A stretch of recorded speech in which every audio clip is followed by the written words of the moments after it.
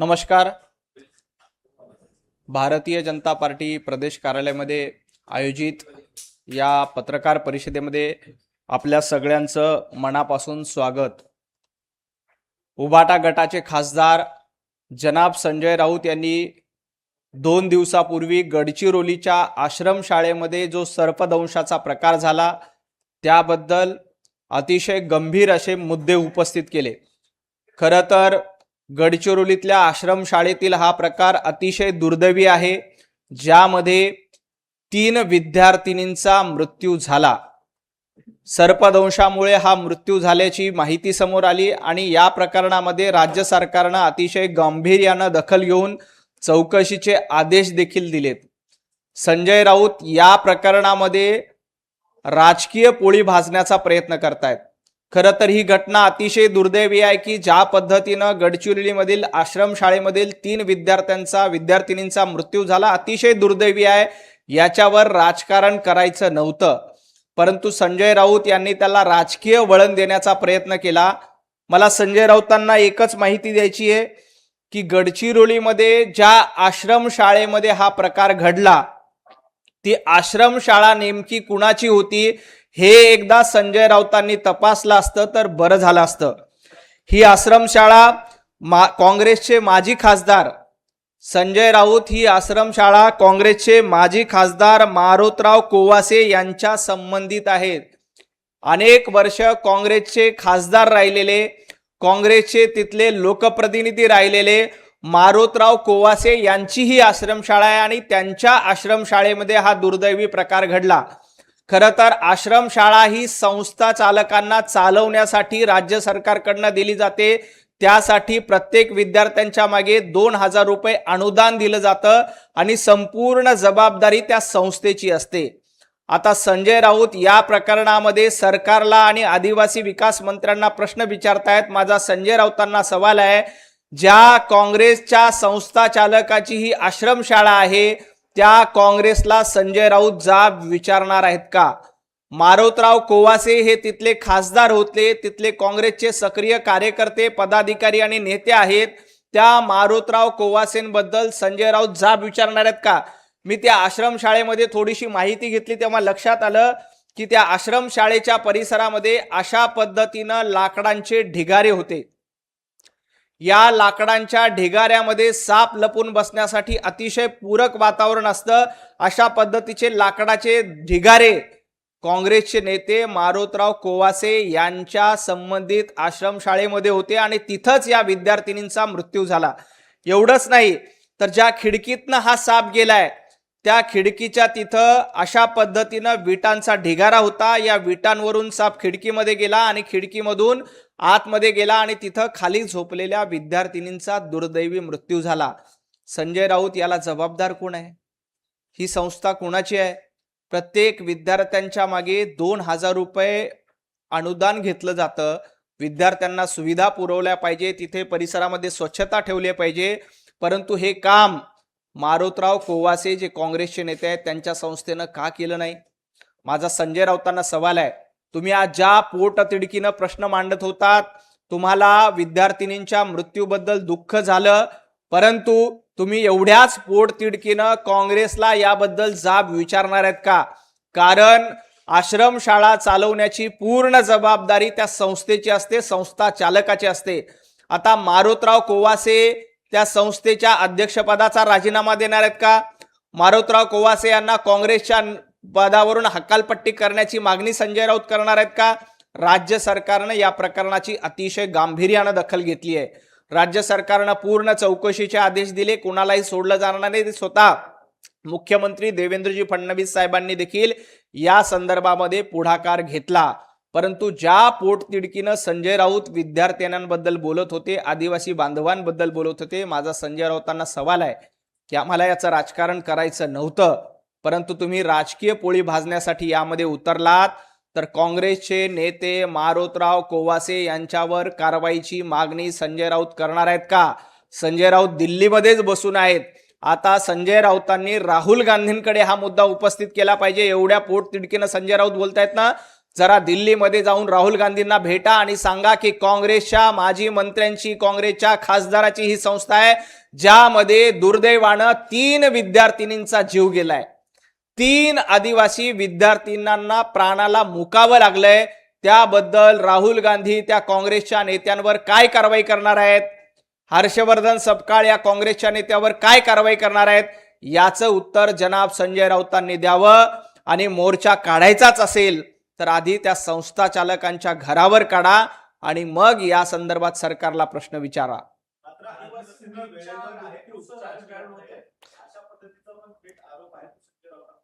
काय काय त्या ठिकाणी अपघात घडल्यानंतर, सर्पदंश झाल्यानंतर जसं कळालं तसंच तातडीनं रुग्णवाहिका पोहोचली, परंतु बऱ्याच उशिरा त्या विद्यार्थिनीच्या लक्षात आलं की आपल्याला सर्पदंश झाला. त्यामुळं त्यांना तातडीनं रुग्णालयात नेता आला नाही, कारण घटनेचं निदानच लवकर झालं नाही.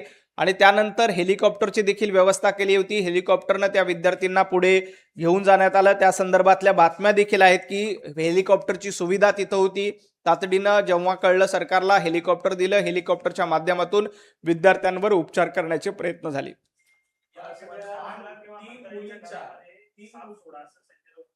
नाही, संजय राऊत वर्षा निवासस्थानी साप सोडा किंवा मंत्र्यांच्या बंगल्यावर साप सोडा असं आव्हान करत असतील तर संजय राऊत काँग्रेसच्या नेत्यांच्या घरावर किती साप सोडायचे हे एकदा विचारा. कारण सगळ्यात प्राथमिक जबाबदारी त्या संस्था चालकाची असते.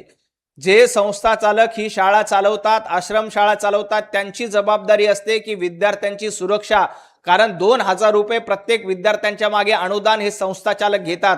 त्यामुळं या घटनेची पहिली जबाबदारी काँग्रेसच्या नेत्यांची आहे. आता संजय राऊत काँग्रेसच्या नेत्यांच्या घरी जाऊन साप सोडणार आहेत का? संजय राऊत हर्षवर्धन सपकाळांच्या घरी जाऊन साप सोडणार आहेत का? संजय राऊत दिल्लीमध्ये तुम्ही आहात, आता राहुल गांधींच्या घरी जाऊन साप सोडणार आहेत का? मंत्र्यांच्या बंगल्यावर आणि मुख्यमंत्र्यांच्या बंगल्यावर साप सोडण्याची मागणी करण्यापेक्षा किंवा तसं आव्हान करण्यापेक्षा संजय राऊत याला जबाबदार असलेले काँग्रेसचे नेते मारोतराव कोवासे आहेत. त्यांच्या घरी साप सोडण्याची मागणी संजय राऊत करणार आहेत का? तसं आव्हान ते करणार आहेत का? कारण तुम्ही राजकीय पोळी भाजण्याचा प्रयत्न करतायत. विद्यार्थ्यांचा मृत्यू दुर्दैवी आहे. कुणालाही अशा पद्धतीची घटना घडू असं वाटत नाही आणि अतिशय दुर्दैवी घटना आहे. 3 मुलींचा जीव गेला संजय राऊत. पण त्या संस्था चालकाची जबाबदारी होती आणि तो संस्था चालक काँग्रेसचा आहे. पण काँग्रेसबद्दल तुम्ही मूग गिळून गप्प आहात, कारण काँग्रेसच्या जीवावर तुम्हाला उद्या खासदारकी घ्यायची आहे.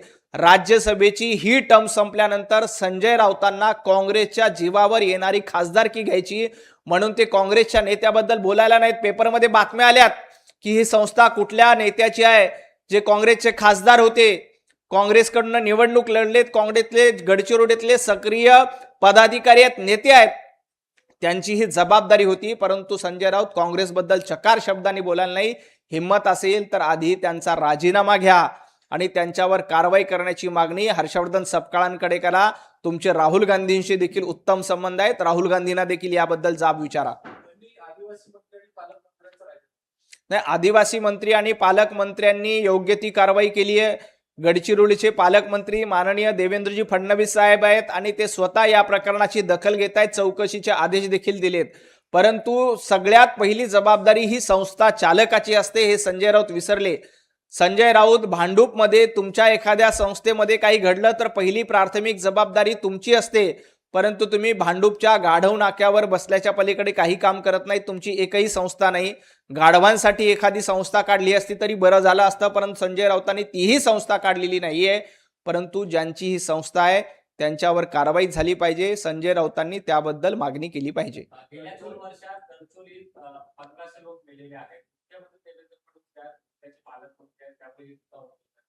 मुळामध्ये गडचिरोलीचा चेहरा मोहरा बदलतोय. गेल्या काही दिवसातून गडचिरोलीचा नक्षलवाद पूर्णपणे संपून टाकलाय. गडचिरोलीमध्ये जी दहशत होती, जी खंडणी वसूल केली जात होती, ती पूर्णपणे सरकारनं थांबवलेली आहे. गडचिरोलीमध्ये रस्त्याच्या सुविधा, आरोग्याच्या सुविधा पुरवण्याचं काम माननीय मुख्यमंत्री देवेंद्रजी फडणवीस साहेब सरकार आल्यापासून सातत्यानं करतायत.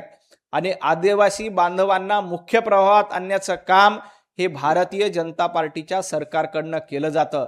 तिथं आरोग्य व्यवस्था असेल, रस्त्याची व्यवस्था असेल, पिण्याच्या पाण्याची व्यवस्था असेल, या सगळ्या सुविधा गेल्या अनेक वर्षापासनं भारतीय जनता पार्टीच्या सरकारकडनं केल्या जात आहेत. तुम्हाला आदिवासींचा, वनवासी बांधवांचा विकास नकोय, तुम्हाला त्याच्यामध्ये खोडा घालायचा आहे, तुम्ही अशा पद्धतीने विरोध करतायत. संजय राऊतांनी सांगितले की 1,500 लोकांचा मृत्यू झाला. संजय राऊत हा आकडा आणला कुठून? हा आकडा खोटा आहे. अशा पद्धतीनं लोकांची दिशाभूल करण्याचा प्रयत्न संजय राऊतांच्या मार्फत केला जातो. हे अतिशय दुर्दैवी आहे. संजय राऊत म्हणतात की नक्षलवाद हा उद्योगपतींच्या सुरक्षिततेत संपवला गेला, फक्त खंडणी आणि कमिशन संजय राऊत खंडणी वसूल करणं, कमिशन जमा करणं आणि मराठी माणसांची घरं लाटणं हा तुमचा धंदा आहे. पत्राचाळीमध्ये हजारो कोटी रुपयाचा घोटाळा करणारे आणि खंडणी वसूल करणारे हे संजय राऊत आहेत. त्यामुळं खंडणीबद्दल संजय राऊतांनी बोलू नये. गडचिरोलीचा नक्षलवाद संपल्यामुळे तिथं उद्योगधंदे येत आहेत. गडचिरोलीमध्ये स्थानिक आदिवासी बांधवांना मोठ्या प्रमाणात रोजगार उपलब्ध होत आहेत, चांगल्या शाळा उपलब्ध होत आहेत, चांगल्या सुविधा देण्याचा प्रयत्न सरकारच्या माध्यमातून केला जात आहे. परंतु तुम्हाला आदिवासी बांधवांचा विकास नकोय.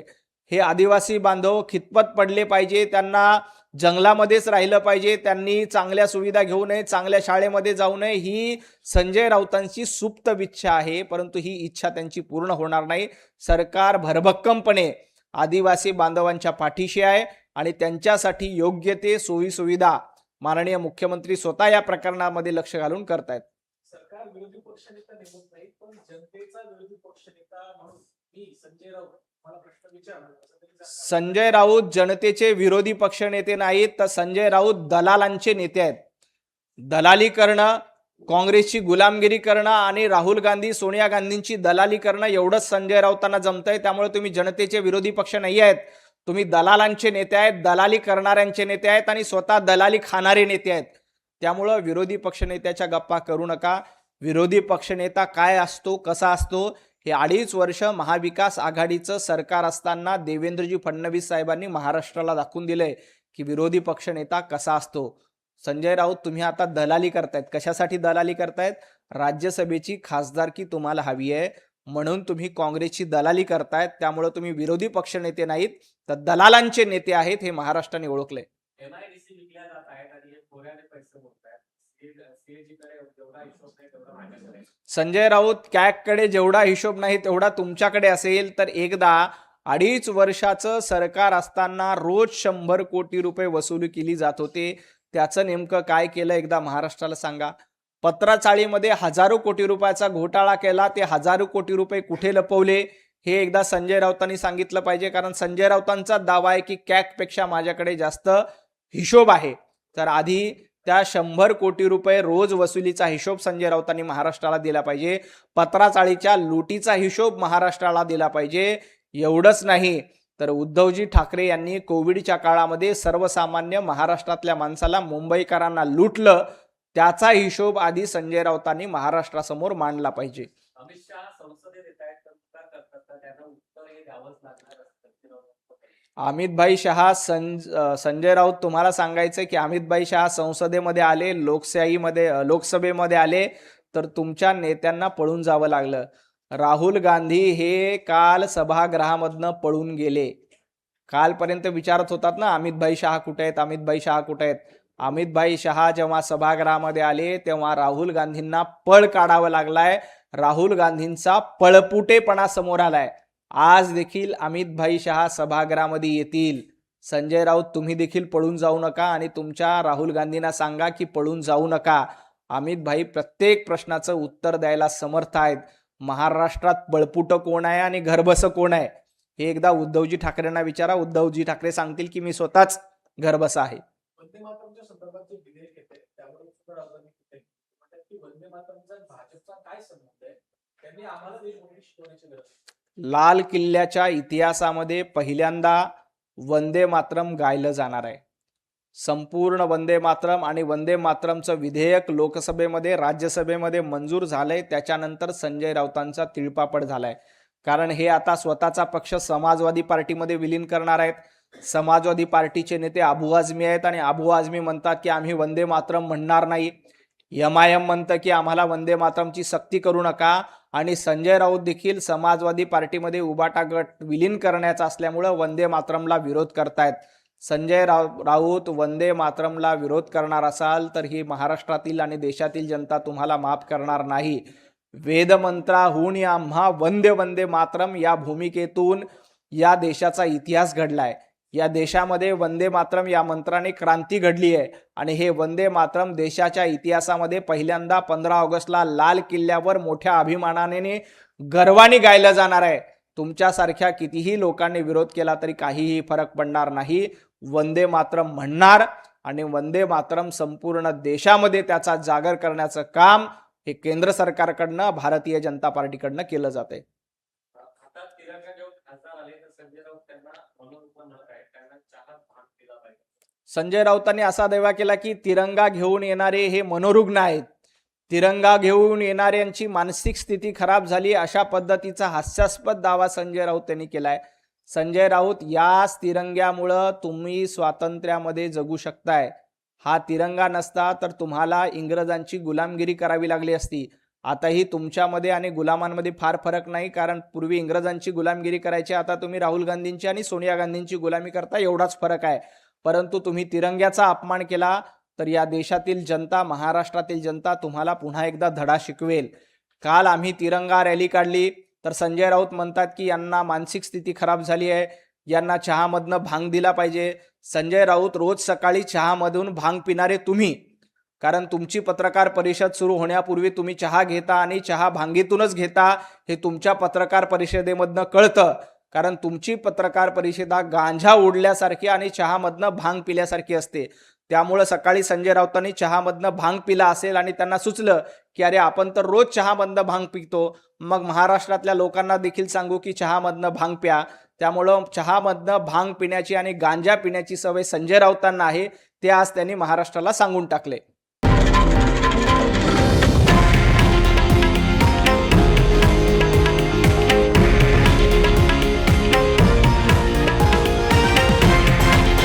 हे आहे देशातील नंबर 1 न्यूज नेटवर्क आणि आपण पाहत आहात TV9 मराठी, एकमेव.